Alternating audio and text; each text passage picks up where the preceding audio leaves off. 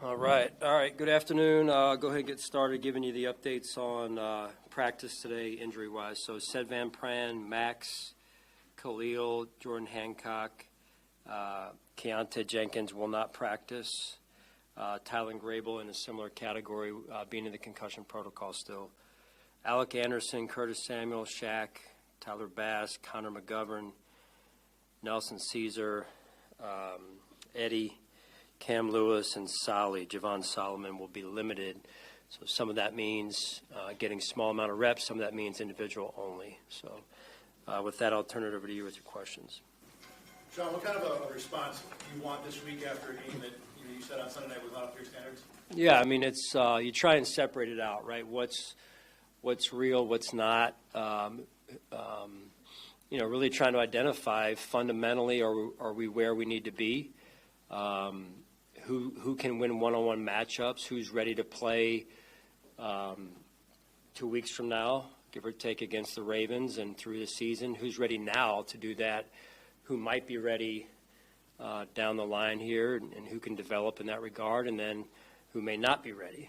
So you're looking for, in that game, as you pull it apart, unpack it, who can win one-on-one matchups as well, and who's ready to do that, and who may be able to develop that down the road here. So, but where we're at as a football team is continuing to get more and more comfortable with, and it's important with our systems, with the fundamentals that we need to execute, and get on the same page with some of those other areas.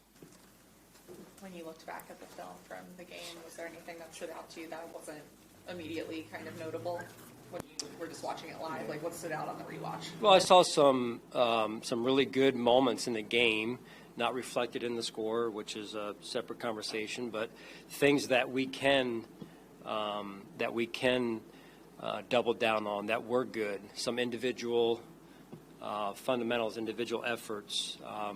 So you try and go back and say, hey, let's look at those again and say, basically continue to establish the standard and establish what we need and what we're looking for, and whether it's fundamentally, execution-wise, technique-wise, understanding of the system, understanding of the scheme. So those are things we try and pull out to show the players so they can continue to get a better feel for what it is exactly we're looking for. And then these things over here are things that we can't do, in particular penalties, not knowing the system, not knowing what we're trying to get done, so on and so forth.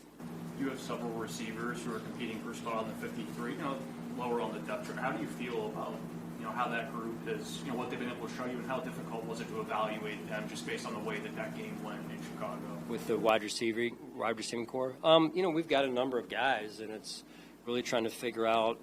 I think we got a pretty good feel for, 1, 2, 3, but who's 4, 5, 6, 4, 5, 6, 7, who's 4, 5, 6, who's 4 and 5, is it 5 and 4 or 4 and 5, you know what I mean? So it's, once you get kind of after that third group, that third person there, it's trying to figure out who the rest of them are and how they can help us not only on offense but on special teams, and how we can ensure if we have someone, not going to go down, that we have the right person, profile, size, speed, whatever it is, to make sure we don't drop too far with that next spot. So always trying to figure out the puzzle of the roster this time of year and the numbers and how it's going to affect special teams and vice versa. Sean, how do you juggle a guy like Tyrell Shavers, who's been available, who's been showing you stuff, with someone like Curtis, who's been on the bend, and we haven't, even though you know his history as a player, this training camp and preseason, he hasn't been available. How do you juggle those evaluations? Well, that's real. You try and look at everything through the truth window and say, this is what we know, this is who this player is and what they've shown us this year. You try and also look back at the history a little bit too and say, what has the history said to us, and how has that spoken to us? And so you try and put it all together. It's not easy to do, and it's never always the same from one case to another, but you try and say, what do we know right now, right, from this camp? And because sometimes that's all you can evaluate, especially when someone hasn't taken a lot of reps, whether it's Curtis or some of the other guys that have just not been able to rep to camp to this point, through camp. In the same vein with somebody like Cole, you talk about time on task and, getting guys ready. And then there's the urgency of getting ready for the season. So evaluating him and where you guys are in the preseason, where do you stand? And is there a different window for him in terms of him needing those more reps before he can truly be evaluated? You're asking a lot there in more than one question probably, and I think there's probably, more than one answer in terms of the answers to your multiple questions, and I really feel like Cole, from the time he's come back, it's just been a short runway to this point. He continues to improve.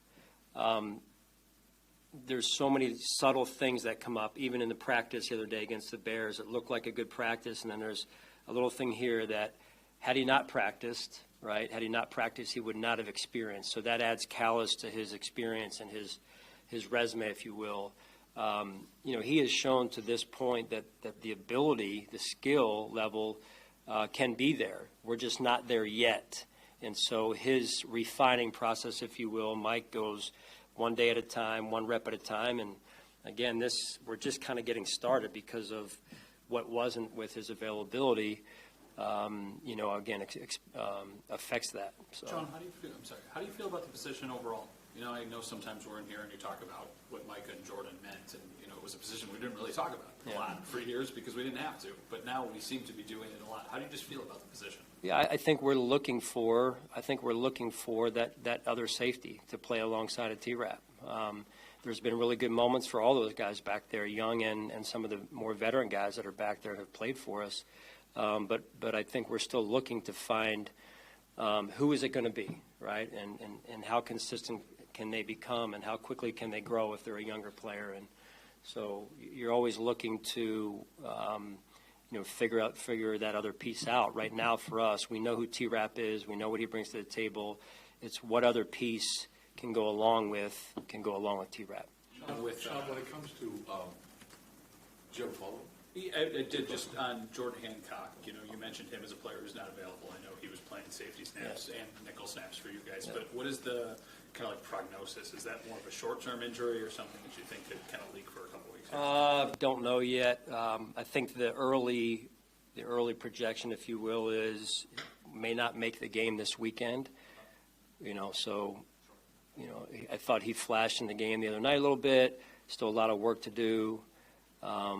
But now he's sidelined, so we're kind of on a stop right now with that. So We haven't had a real update on Khalil. Going on 3 weeks. Just what's the timetable prognosis on him? And he's not had any setbacks. No setbacks. I saw him this morning. Had a good conversation in the hallway with him this morning, and he continues to rehab. And the best, we didn't take him on the trip this past weekend because it's best with our resources here for him to stay here and rehab. So. No change to his schedule. He continues to rehab, and the goal is to get him back as soon as possible, whether that's the end of this week, beginning of next, somewhere next week. It remains to be seen. Think you'll be able to have Tyler Bass kick on Saturday? I hope so. That's the goal. We have a schedule that's been laid out with his rehab as well, and he's going to inch forward this week. That's the vision for T-Bass, including today, tomorrow, kicking on the side, not with the team, but starting Thursday, if all goes well, according to plan, he will kick with the team, and then hopefully going into the game this week. Hey, Sean, what's the ramping up process looking like for Maxwell Harrison and some of these off crutches and everything? Yeah, still a ways away. Just from what I heard yesterday from Nate, it is really trying to still get a feel for exactly what we're dealing with in terms of when we can start to, push a little bit more without affecting his, the healing of it. So probably more medical than I'm certified to describe. But, I get the vibe that we are moving in the right direction. There's just not a lot of clarity on the back half of it at this point. Obviously, we've seen DeMar for many years in that safety room. Cole making his pursuit. The one guy that we just have started to see is Derek Forrest. What have you seen from him over the course of this summer, and how much is he kind of in the mix there and competing for maybe that spot. Yeah, everyone's still in competition. I think that's the best way to approach it, right? There's a lot of players over the years who have come on incrementally, and then that last preseason game, they really blossom. And so I've just learned over the years not to sell anybody short and say, oh, they're not going to make it, right? But that's true for anybody on our roster. So what I've seen from Defoe is continued improvement and continued understanding of what we're doing, and whether it's defense in this case or special teams. So I feel good about him, and I look forward to watching him this week and in the game. What have you observed from Dane Jackson as he's come back here for this second tour of duty? Yeah, I mean, Dane is a guy that has played a lot of snaps for us, and we've got a lot of belief in Dane, and he's one of our guys, right? Smart, tough, good football player overall, and he competes every day like it's his last, and he's done that since the first day he came in as a rookie here. So he continues to show us that on the field. Did you see improvement from Landon Jackson within that game on Sunday, just learning from maybe some miscues early on? From game 1 to game 2? Yeah, that, and even within the Bears game. Yeah, I mean, yes. The answer is yes. I would say more from game 1 to game 2 in the jump that he made. Bless you. He wasn't really, call it, tested, but definite improvement. Saw him beginning to kind of just play more free. And for some of these guys, the thinking starts to get involved as opposed to just playing, and that's the journey of a rookie season a little bit too. So, but I saw improvement definitely from game 1 to game 2. Coach, as you continue to evaluate the safety room, how have you seen Taylor Rapp step up as a leader, playing next to multiple guys? Yeah, I mean, he's been steady. That's that's T. Rapp. He's incredibly routine focused, and he goes about his business. He gets in here early, and he stays until he needs to stay. But he's just a unique person in the way that he embraces his teammates, all of them, not just the guy that's playing alongside of him. And he was on that journey in his career earlier. So I think he can relate, and that helps build that rapport with multiple guys back there. Sean, after watching the film, what was the take on Joe Andreessen against the pass on Sunday night, and how comfortable are you with him as the potential likely backup middle role? Yeah, probably not one of Joe's best games. I think, but you go back to, okay, what do we know about Joe, right? Everyone has these kind of off games from time to time, and I think the important thing is how you handle it, right? And how you handle it sets yourself up for finding your next great game, like he's had, and he's had a few of them. So we remain confident in Joe, and I'm excited about watching him this week reset from what he experienced this past weekend. All right, thanks, guys. Thanks, Sean.